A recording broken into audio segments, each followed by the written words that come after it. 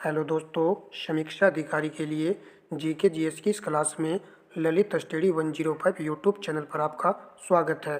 New pattern पर आधारित R O री एग्ज़ाम के लिए आपके लिए मैं प्रश्न सेलेक्ट करता हूं।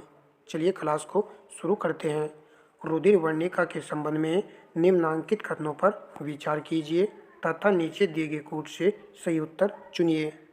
इसमें लौह होता है, यह रक्त को लाल रंग प्रदान करता है, यह कुछ रोगों के प्रति प्रतिरक्षा प्रदान करता है, यह रक्त में ऑक्सीजन का वाहक है।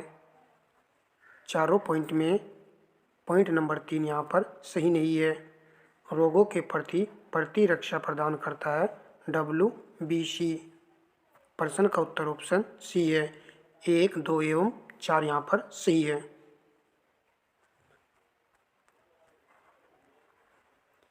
एक अर्थव्यवस्था यदि उत्पादन संसाधनों की कमी से जूझ रही है तो कुल खर्च में वृद्धि का क्या कारण होगा?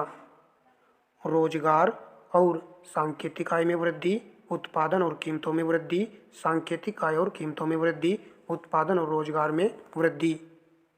प्रश्न का उत्तर ऑप्शन सी है, सांकेतिक आय और कीमतों में वृद्धि।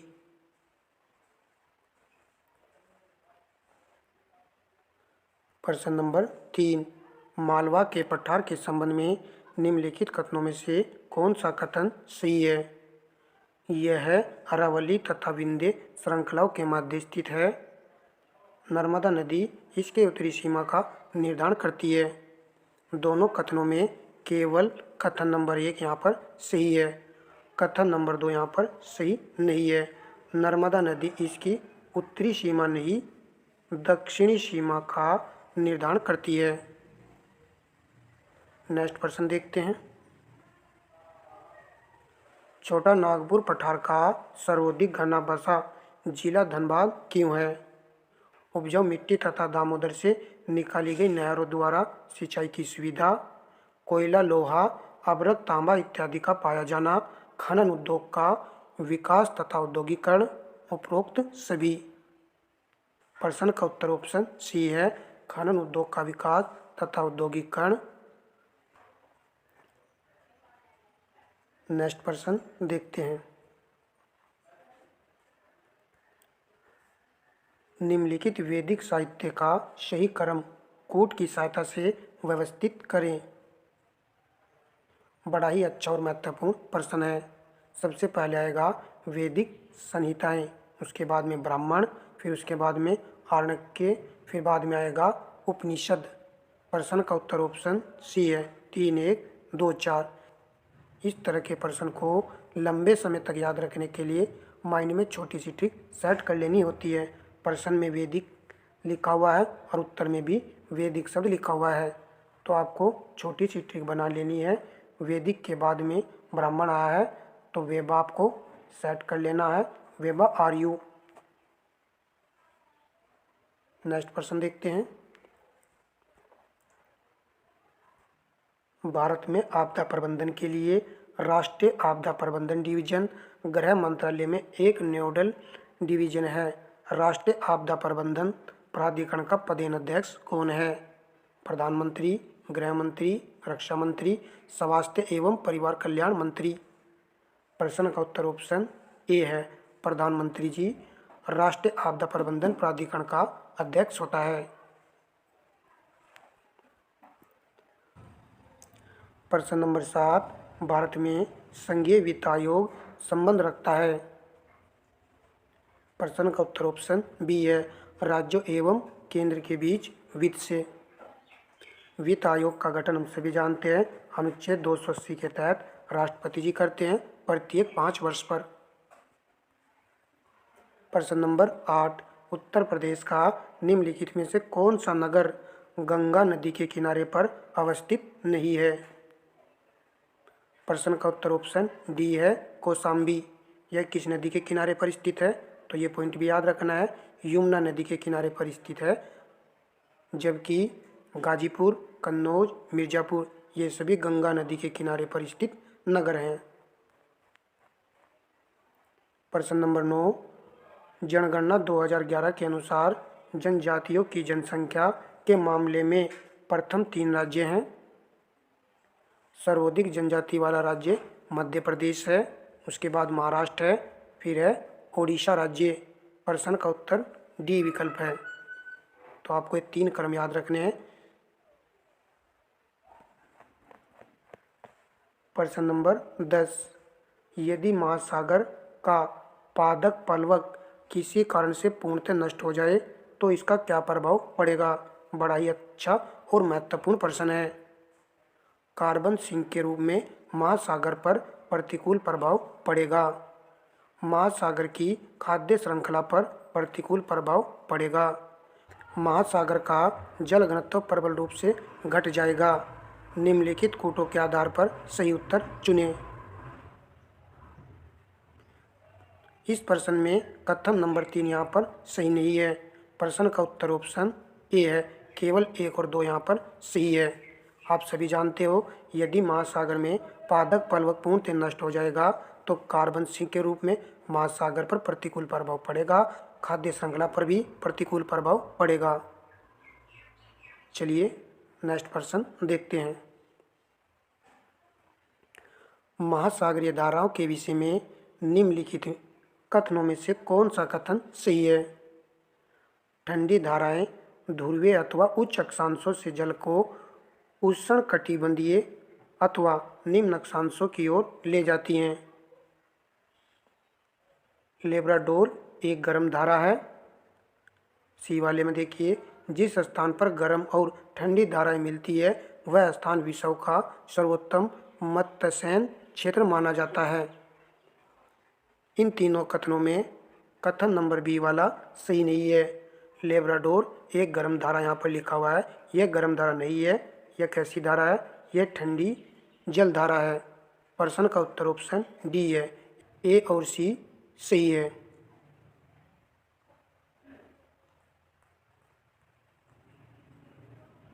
उत्तर प्रदेश संस्कृत संस्थान की स्थापना हुई थी। तो कब हुई थी उत्तर प्रदेश संस्कृत संस्थान की स्थापना? 1976 ईस्वी में।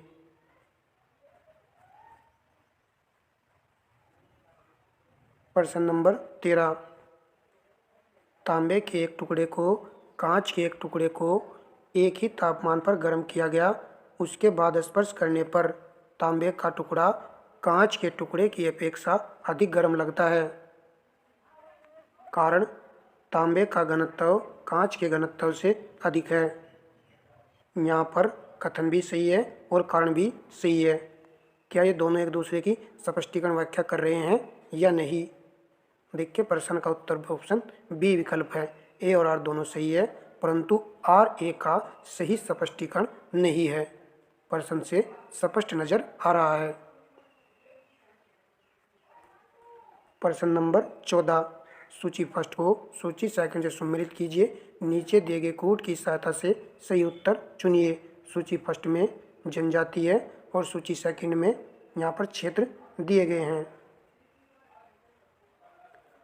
बिहोर जनजाति झारखंड ए का 4 आएगा। भूटिया जनजाति सिक्किम राज्य, टोडा जनजाति तमिलनाडु राज्य और सेंटिनेलीज जनजाति अंडमान और निकोबार द्वीप समूह में निवास करती है। डी का 1 आएगा। प्रश्न का उत्तर है ऑप्शन ए 4, 3, 2, 1। देखिए, ये वाले पॉइंट तो हम सभी जानते हैं। यदि आपको डी वाला पॉइंट नहीं पता तो इसी को नोट कर लेना है। सेंटिनेलीज अंडमान एवं निकोबार द्वीप समूह में यह जनजाति निवास करती है। प्रश्न नंबर 15, धोने के सोडे का रासायनिक सूत्र है। प्रश्न का उत्तर ऑप्शन बी है N2CO3।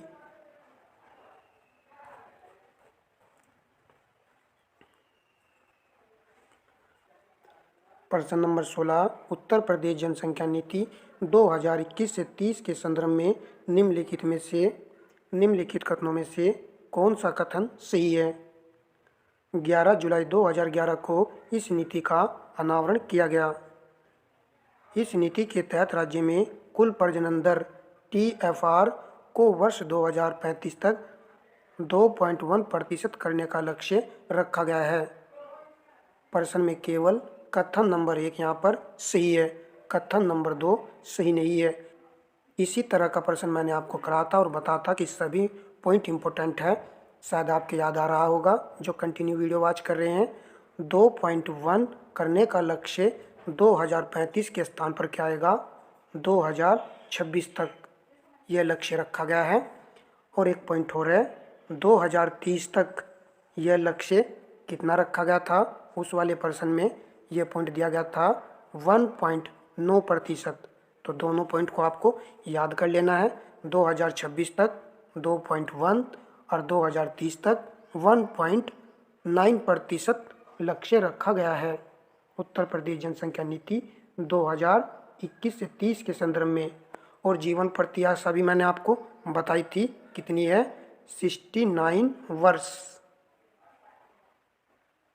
चलिए नेक्स्ट पॉइंट देखते हैं। सूची फर्स्ट को सूची सेकंड से सम्मिलित कीजिए। मिलान का प्रश्न है। सूची फर्स्ट में लोकगीत है और सूची सेकंड में गायन का अवसर है।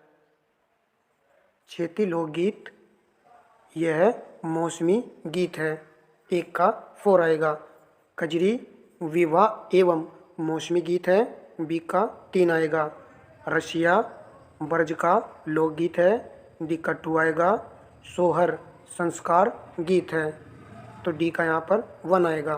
प्रश्न का उत्तर है ए विकल्प, 4 3 2 1। बड़ा ही अच्छा और महत्वपूर्ण प्रश्न है ये। यहाँ पर देख लीजिए, यह प्रश्न UPRO ARO प्री एग्जाम 2021 का प्रश्न है। कोई भी पॉइंट आपको ना पता हो तो आप उसे नोट कर लीजिए, यह प्रश्न रिपीट हो सकता है। सोहर लोकगीत संस्कार गीत है।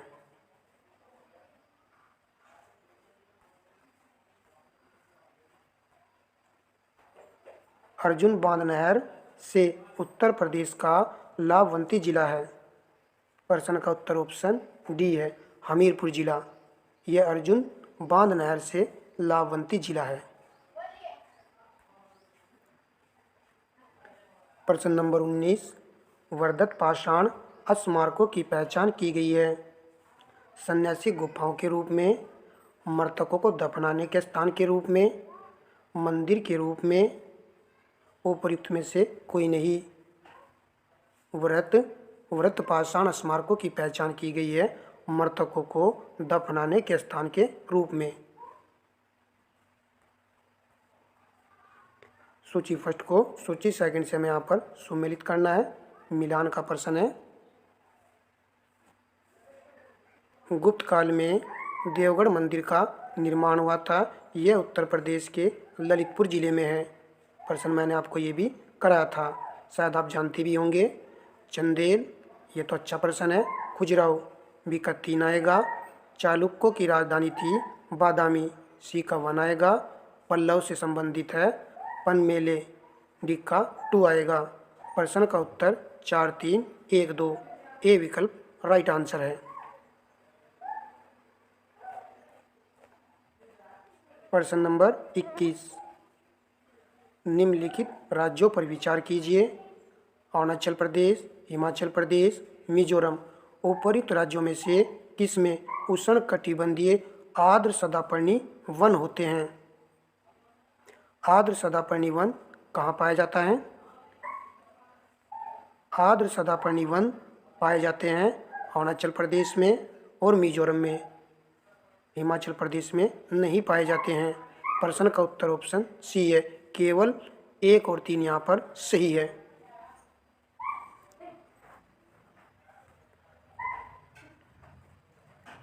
देखिए, आपने अभी तक क्लास को लाइक नहीं किया है तो मेरे प्यारे दोस्तों वीडियो को लाइक एंड शेयर अवश्य कर दिया करो। निम्नलिखित कथनों में से कौन सा कथन सही नहीं है? माउंट एटलस एक ज्वालामुखी पर्वत है, इसका विस्तार मोरक्को, अल्जीरिया एवं ट्यूनीशिया तक है। प्रश्न का उत्तर देखिए यहाँ पर क्या आएगा। प्रश्न का उत्तर ऑप्शन बी है, केवल 2 यहाँ पर सही है। माउंट एटलस एक ज्वालामुखी पर्वत यहाँ पर गलत दिया गया है, क्योंकि यह एक कैसा पर्वत है? वलित पर्वत का उदाहरण है ये।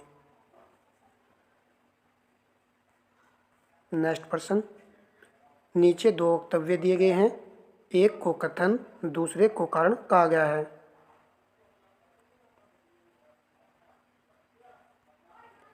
हिमालय में भूस्खलन की आवृत्ति में वृद्धि हुई है। कारण हाल ही के वर्षों में हिमालय में बड़े पैमाने पर खनन हुआ है। उपर्युक्त वक्तव्यों के संदर्भ में निम्न में से कौन सा विकल्प सही है? यहाँ पर दोनों विकल्प सही हैं और ये भी देख लेना है कि आर ए की सही व्याख्या करता है या नहीं करता है। प्रश्न का उत्तर ऑप्शन ए है। ए और आर दोनों सही है। आर ए की सही व्याख्या करता है क्योंकि हिमालय में भूस्खलन की आवृत्ति में वृद्धि हुई है और नीचे भी कहा गया है कि हिमालय में बड़े पैमाने पर खनन हुआ है। तो दोनों पॉइंट यहाँ पर सही है और सही स्पष्टीकरण व्याख्या भी करता है। प्रश्न नंबर 24, भारतीय संविधान के अनुच्छेद 21 का संबंध है। तो यह तो बड़ा ही आसान और इजी प्रश्न है।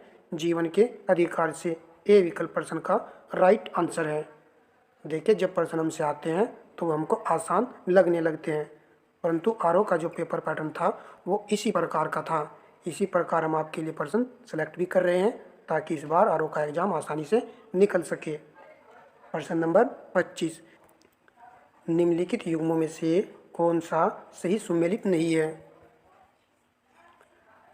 मिदनापुर नहर, कंसावती, कसाई, तवा प्रोजेक्ट, कृष्णा नदी, मेतूर डैम, कावेरी नदी, उकाई प्रोजेक्ट, ताप्ती नदी। कौन से वाला यहाँ पर कथन सही सुमेलित नहीं है? प्रश्न का उत्तर ऑप्शन बी है। तवा प्रोजेक्ट यहाँ पर दिया गया है कृष्णा नदी, जो कि गलत है। यह तवा नदी पर ही है।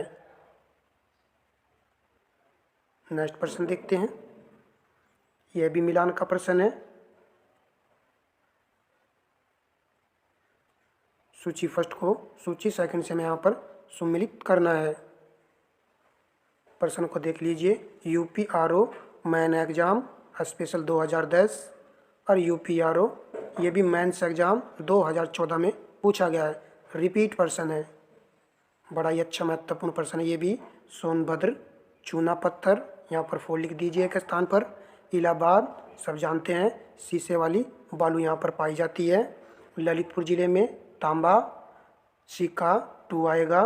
Mirzapur, non plastic fibre clay, D का 1 आएगा। प्रश्न का उत्तर है ऑप्शन बी 4, 3, 2, 1।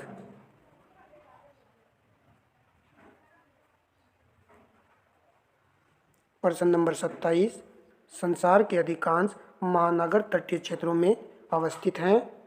कारण वे अंतर्राष्ट्रीय महासागरीय मार्गों के द्वार हैं। नीचे दिए गए कूट से सही उत्तर चुनिए। प्रश्न का उत्तर देखिए कि ए वाला आएगा या फिर बी वाला विकल्प आएगा। प्रश्न का जो उत्तर है ऑप्शन ए है। ए तथा आर दोनों सही है। आर ए की सही व्याख्या करता है। प्रश्न में सब कुछ स्पष्ट दिया गया है।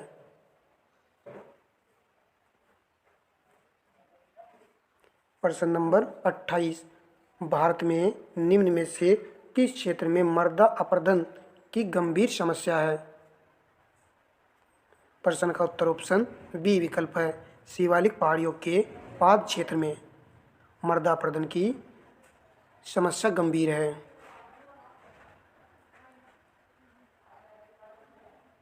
प्रश्न नंबर 29, निम्नलिखित कथनों को पढ़िए तथा सही विकल्प का चयन कीजिए। कथन फर्स्ट, 44वें संशोधन अधिनियम 1978 के द्वारा संपत्ति के अधिकार को मौलिक अधिकारों की सूची से हटा दिया गया। तो पहले वाला कथन तो सही है।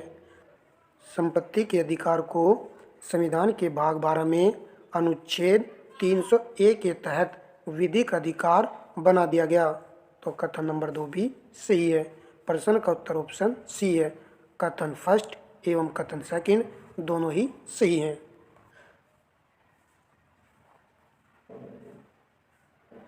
प्रश्न नंबर 30, साइमन कमीशन की सिफारिशों के संदर्भ में निम्नलिखित में से कौन सा एक कथन सही है? इसने प्रांतों में देव शासन को उत्तरदायी सरकार द्वारा प्रतिस्थापित करने की संस्तुति की। देखिए पहले वाला कथन यहाँ पर सही है। प्रश्न का उत्तर ऑप्शन ए है, याद रखना है। चलिए प्रश्न नंबर देखते हैं 31। कथन और कर्ण का प्रश्न है। कथन ए है 1750 ईस्वी तक मराठा साम्राज्य पेशवा की अध्यक्षता में एक परिसंघ बन गया। तो ये वाला कथन यहाँ पर सही है। कर्ण शाहू के उत्तराधिकारी पेशवा की इच्छा पर निर्भर थे। तो कर्ण भी ये सही है। प्रश्न का उत्तर ए विकल्प है, दोनों सही है और आर्य की सही व्याख्या करता है। प्रश्न नंबर 32। निम्न में से कौन सा अर्धचालक है? नीचे विकल्पों में से सही उत्तर का चयन कीजिए। सिलिकॉन, जर्मेनियम ये अर्धचालक हैं। प्रश्न का उत्तर ऑप्शन सी है। 1 तथा 4 यहाँ पर सही है। प्रश्न नंबर 33। भारत का सबसे बड़ा रबर उत्पादक राज्य है। प्रश्न का उत्तर ऑप्शन सी है, केरल राज्य।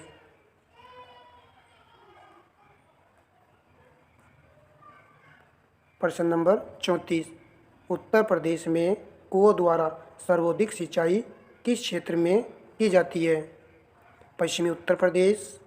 देखिए पश्चिमी उत्तर प्रदेश में तो नलकूपों द्वारा सर्वाधिक सिंचाई की जाती है। गंगा घाटी का मध्यवर्ती क्षेत्र, बुंदेलखंड क्षेत्र, गंगा घाटी का निम्नवर्ती क्षेत्र। प्रश्न का उत्तर ऑप्शन बी है, गंगा घाटी का मध्यवर्ती क्षेत्र। यहाँ पर कुओं के द्वारा सर्वाधिक सिंचाई की जाती है। याद रखना है ये कुआं है और मध्यवर्ती क्षेत्र से ही पानी निकाला जाता है, ऐसे आपको याद कर लेना है। तो बी विकल्प हमारा सही रहेगा इस प्रकार याद करने के मामले में। प्रश्न नंबर 35। वीडियो का लास्ट और अंतिम प्रश्न है। निम्नलिखित ग्रहों में से किसकी घूर्णन दिशा पूर्व से पश्चिम क्लॉकवाइज है? प्रश्न का उत्तर ऑप्शन बी है, शुक्र और अरुण ग्रह की, जबकि अन्य सभी ग्रह पश्चिम से पूर्व की ओर घूमते हैं। दोस्तों 35 सिलेक्टेड प्रश्न थे। क्लास आपको कैसी लगी है कमेंट बॉक्स में बता दीजिएगा और वीडियो को लाइक एंड शेयर कर दीजिएगा। जो भी नए विद्यार्थी इस क्लास को देख रहे थे तो आपसे रिक्वेस्ट है कि चैनल को भाई सब्सक्राइब कर लीजिए। जो भी यूट्यूब पर आपको क्लासें देखने को मिलेंगी वो सभी इंपॉर्टेंट मिलेंगी, सिलेक्टेड मिलेंगी, जो कि यूपीआरओ री एग्ज़ाम में हेल्पफुल रहेंगी। धन्यवाद दोस्तों।